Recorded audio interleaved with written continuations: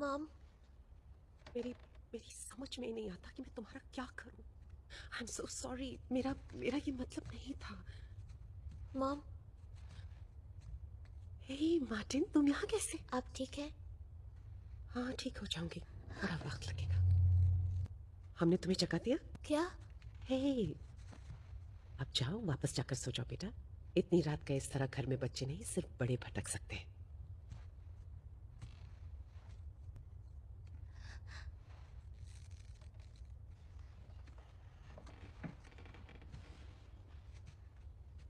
Good night Martin.